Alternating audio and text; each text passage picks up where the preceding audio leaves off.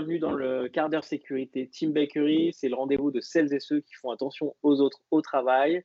Vous savez, c'est de professionnels qui œuvrent chaque jour pour développer une culture de la sécurité et de la santé sur le lieu de travail et dans leur organisation. L'objectif donc des 15-20 prochaines minutes, c'est de vous faire découvrir un condensé d'innovation, de bonnes pratiques, d'expertise pour vous faire prendre un peu de recul et vous inspirer.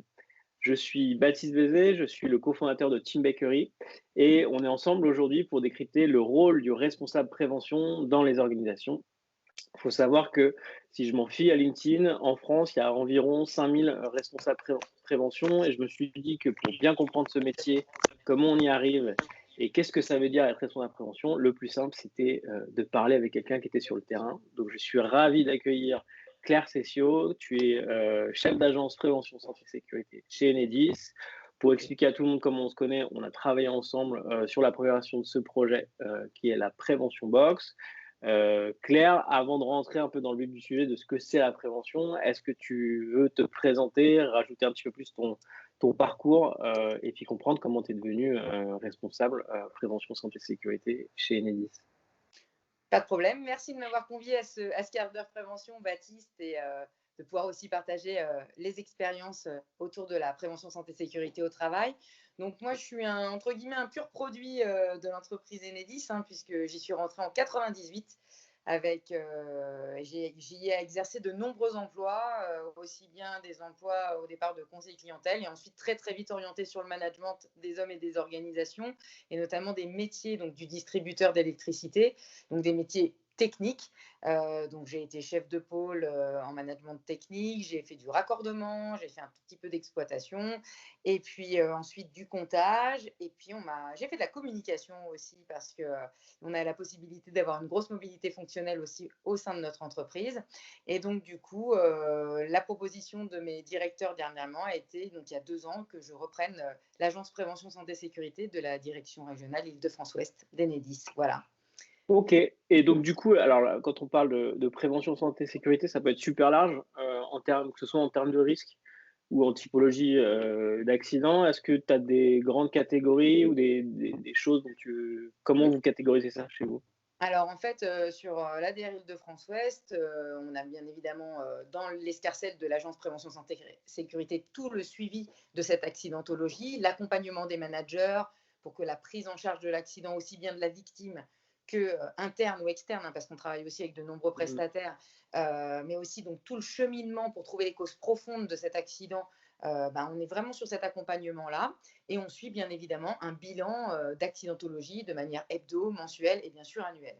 Aujourd'hui, les grandes familles de risques sur notre ODR, depuis 2 ans en tout cas que moi je suis en charge de manager la prévention sur cette unité, on est quand même autour de risques plutôt généraux, comme le risque routier, le risque de manutention, le risque plein pied. Ce sont nos 3 grandes familles de risques depuis 3 ans. Là, aujourd'hui, en 2020, le risque plein pied a repris le dessus, alors qu'en 2019, on était plutôt sur des accidents liés à la manutention, manuelle ou mécanique, quoi. Ouais, Voilà. parce qu'il y a quand même une spécificité dans votre métier pour discuter avec beaucoup d'organisations sur ces métiers techniques, c'est que vous êtes à la fois expert technique, mais vous êtes aussi sur le terrain. C'est-à-dire que vous n'êtes Oui, pas en environnement clos.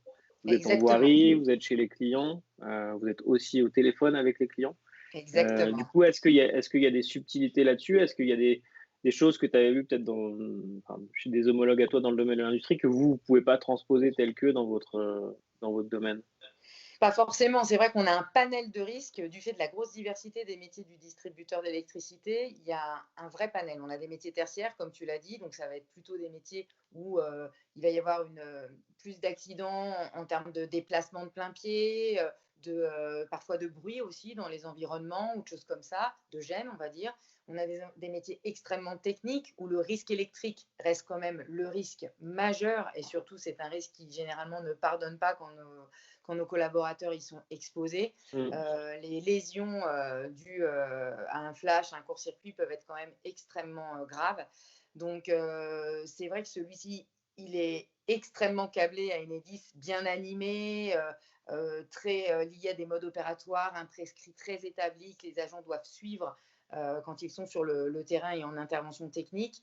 Par contre, et heureusement, enfin vraiment plutôt, c'est pas par contre, c'est heureusement, aujourd'hui, ce n'est pas celui où nous avons le plus d'accidents. Mais c'est celui où, quand un accident survient, il faut être extrêmement vigilant dans son accompagnement global, aussi bien de l'agent que des managers et puis bien sûr de l'événement technique qui s'est produit. OK. Et alors du coup, concrètement, toi, de ce que j'ai compris, vous avez un rôle un peu transverse au niveau de la direction régionale. Enedis est fait en des multitudes de petites agences. C'est C'est aussi ça. peut-être pour ça que le risque routier est un sujet chez vous.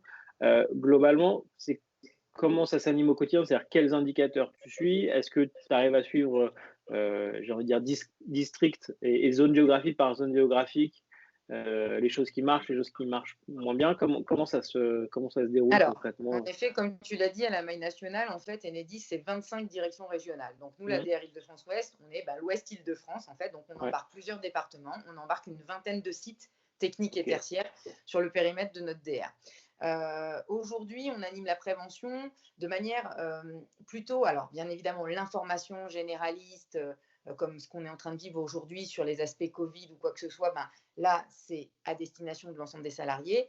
Mais mon rôle à moi, en tant qu'expert prévention, est plutôt d'animer la ligne managériale qui, elle, doit incarner et embarquer le sujet prévention pour le porter après à ses équipes, puisque nous sommes quand même 1800 agents sur le périmètre de l'ADR, donc je ne peux pas être, moi et mes collaborateurs et moi-même, on ne peut pas être derrière chaque agent. Donc, OK. c'est vrai que le rôle des managers est prépondérant dans la démarche prévention d'une unité. Donc, nous, on est vraiment sur cette animation managériale avec des comités prévention, des points téléphoniques, des briefs individualisés. Voilà, donc on est très sur cette strate-là et ensuite, on leur donne les clés de lecture, les clés d'animation des sujets prévention qu'on peut leur porter. Voilà, donc c'est plutôt D'accord. à ce niveau-là. Et ensuite, au niveau donc de l'accidentologie, pour te répondre, on a bien évidemment une vision à la maille du site, à la maille de l'agence, à la maille plus macro du périmètre Ouais. territoire, par exemple du département, et ensuite, bien sûr, à la maille de l'ADR. OK, et en termes d'objectifs, c'est des Oui. objectifs globaux sur la région? Mm. Il n'y a pas Alors, en des effet, chaque DR, donc les 25 DR d'Enedis sont attendus sur des objectifs de performance et d'éclairage. Donc, en fait, ces objectifs, ils tournent le premier sur le nombre d'accidents en service avec arrêt. ouais, Voilà. Ensuite, il est très lié aussi au taux de gravité moyenne des accidents, donc le nombre de jours d'arrêt suite à ces événements accidentels. Et puis, un autre indicateur qui est plus spécifique à Enedis, peut-être un petit peu moins collégial dans la démarche, c'est le taux en fait d'accidents sur les presque accidents. Donc le presque accident, il s'analyse aussi parce que c'est un événement à haut potentiel de gravité. Mais ce qui le différencie quelque part d'un accident, c'est que la barrière du port des équipements de protection individuelle était OK côté agent et donc du coup, il n'a pas été blessé. Donc il s'est produit un flash, il s'est produit un événement, un support qui tromberait ou quoi que ce soit, mais l'agent n'est pas blessé, il l'a échappé belle en fait. Voilà. OK. Mais on analyse aussi ces événements-là. Je reviens, c'est super clair. Je reviens juste sur un point que tu as donné, le fait de mobiliser les managers, les rendre acteurs. Mm. Alors moi, j'ai 2 sous-réflexions qui sont des questions, en fait. Un, est-ce que le fait que tu sois du sérail, en quelque sorte, que tu aies été sur le terrain, que tu aies été manager à leur place, c'est plus simple de leur passer les messages? Ça, c'est ma première question, et la deuxième question, je pourrais la reformuler tout à l'heure, c'est est-ce que les managers sont, en quelque sorte incentivés? Est-ce que ça fait partie de leurs objectifs? De la même façon que j'imagine que la qualité de service, client ou le taux de ré enfin, ou le temps moyen de réponse à des sollicitations doit être aussi des indicateurs qui suivent. Est-ce que le fait que le taux de fréquence reste, dans les standards que vous avez fixés, et 2, que, la démarche prévention soit bien mise en place, c'est-à-dire qu'il y ait des points, réguliers, je sais pas, tu me diras si c'est tous les mois, tous les 2 mois ou même toutes les semaines, des briefs sécurité qui soient effectivement faits. Est-ce que les managers, ça fait vraiment partie de leur, job description et de leur travail au quotidien? Alors, je vais plutôt répondre Ouais. à la deuxième question avant de répondre à la première, si tu permets. Donc, bien évidemment que les managers sont objectivés, mais aujourd'hui, il y a aussi une grosse, autour de la prévention santé-sécurité, il y a une grosse notion de culture. de portage du sens, de partage, de communication positive autour de la santé-sécurité. Et il y a donc ce côté un peu état d'esprit aussi, au-delà de l'objectif. Et c'est super important d'essayer un moment aussi de sortir des indicateurs, parce que si Mhm. on reste que sur des chiffres, on ne fait pas de la prévention santé-sécurité quelque chose de bien intégré dans les équipes. Donc, il est très important de lier les deux. C'est-à-dire à un moment que quand je porte un message sécurité et que je suis manager, je porte le sens, le contexte. Voilà, je lis toujours les choses en disant, et voilà, aujourd'hui, le résultat, c'est celui-là, en fait. Et on est à Ok. ce chiffre. Voilà. Ça, c'est extrêmement important. Et je crois qu'aujourd'hui, le vrai challenge sur la prévention santé-sécurité, en tout cas sur notre direction régionale, c'est d'essayer de travailler, et c'est le job de mes collaborateurs et moi-même, donc, à acculturer, à ce que je te disais tout à l'heure, donner des clés, à animer différemment la prévention santé-sécurité, à l'incarner différemment pour que derrière les résultats viennent à Et s'améliorer en fait. du coup, là-dessus, est-ce que tu as, alors je te laisserai répondre à la deuxième partie ensuite. Est-ce que tu as un exemple à donner? Alors, sans parler de ce qu'on a fait sur la prévention, mais est-ce qu'il y a Bien des, sûr. c'est quoi un exemple d'action que vous faites qui ont super bien diffusé dans les équipes? Alors, justement, si tu veux, ce qu'il faut vraiment se dire, c'est que la prévention santé-sécurité, c'est un item, comme je le dis souvent, qui doit être partagé. Donc, il Ouais. ne dépend pas que du périmètre managérial ou du périmètre de mon agence prévention. Le premier responsable de sa santé-sécurité, c'est soi-même. Donc, en l'occurrence, c'est chaque agent de l'ADR. Donc, on a eu une démarche qui s'appelle Power Prévention sur notre direction régionale, à Mmh. l'intérieur de laquelle il y avait des lots, des groupes de travail. On a fait participer des agents, des managers, voilà, parce que l'écho du terrain, il est super important en prévention santé-sécurité. Parce que de toute façon, si on impose quelque chose, ils ne le feront pas. Donc, il vaut mieux que ça vienne d'eux-mêmes. Il faut être vachement dans le participatif, je pense. Et en l'occurrence, donc, on a construit un message qui s'appelle le hashtag SAM. Alors, SAM, ça veut dire sans accident mortel. Mais nous, donc, c'est un message hebdo qui est fait Ok. par les équipes pour les équipes. Donc, chacun réalise ce message toutes les semaines. Il y a un planning qui est établi à l'année. Chaque agence sait qu'elle doit produire un message au cours de l'année. Ils se mettent en groupe de travail. Ça peut être des PowerPoint, ça peut être des affiches. C'est souvent des vidéos parce que j'avoue que le support vidéo marche très très bien aussi en termes de portage de messages prévention. Et en fait, du coup, les gens se retrouvent, le collectif de travail se regroupe. Alors, parfois, c'est que 4-5 personnes construisent un message sécurité qu'on partage ensuite avec l'ensemble des agents de l'ADR. Donc, le même message pour tous au même moment. Voilà, et Ok, fait par les top. équipes. Donc, ça, c'est Du un coup, exemple en fait. C'est un ouais, exemple. super clair. Et alors, du coup, je reviens en arrière. Le fait que tu aies été opérationnel, alors toujours opérationnel, mais globalement que tu été sur le terrain, est-ce que ça t'aide au quotidien? Alors, ça m'aide clairement parce que déjà, je suis quelqu'un qui est sur cette direction régionale depuis de nombreuses années. J'ai une grosse mobilité fonctionnelle, pas forcément géographique, mais on a tellement de sites Mmh. sur l'ADR que je me déplace beaucoup, de toute façon. Ça m'aide parce que du coup, je connais, il y a un réseau, même s'il y a un très large turnover managérial, donc toujours reformer, toujours réaccompagner sur cet item prévention les managers. Je connais les réflexes, j'ai fait de l'animation, donc je pense que si on a aussi décidé de me mettre sur cet item-là, c'est parce que les qualités d'animation que je pouvais avoir en tant que manager pouvaient servir aussi à la maille de l'ADR. Donc c'est vrai que c'est très facilitant. Maintenant, je n'ai pas un cursus technique à la base, donc il a fallu aussi que je fasse mes preuves parce que c'est un sujet qui est extrêmement technique chez nous. Ouais. Donc j'ai aussi su très bien m'entourer d'experts techniques et avec qui ça fonctionne. Donc, du coup, les binômes sont toujours très intéressants. Voilà. J'ai une équipe très polyvalente, ce qui fait qu'on peut être sur beaucoup de sujets. OK. Et alors, du coup, si on devait faire le portrait robot d'un bon responsable prévention, c'est quoi? C'est de la communication, j'ai noté, un Oui, sens technique sans être expert, mais en tout il y cas, a une curiosité qui fait que, bah, on est à exactement l'aise, une OK, envie, en tout cas, de s'investir sur le sujet, c'est prépondérant. d'accord, Parce qu'aujourd'hui, c'est l'appropriation de ce qu'on appelle le prescrit chez nous. C'est quand même quelque chose de très, très lourd. Mais la ouais, prévention, ça ne s'arrête pas à ça. C'est ça, en effet. Mais derrière, c'est surtout tout le portage. Donc, une communication positive, je pense, un vrai sens pédagogique, la vraie volonté d'incarner des choses, le dynamisme, c'est fondamental pour aussi changer l'image de la prévention santé-sécurité qui est des fois un petit peu poussiéreuse dans mmh, les entreprises. Et voilà, bon, je suis assez franche, donc je le dis. Mais voilà, et avoir une combinaison d'agents qui font que l'équipe est en soutien, est en appui constant pour les managers, en fait. Donc, je pense que oui, OK, communiquer, dynamiser, bouger les codes d'animation, c'est un fondamental. Et il n'y a pas que ouais.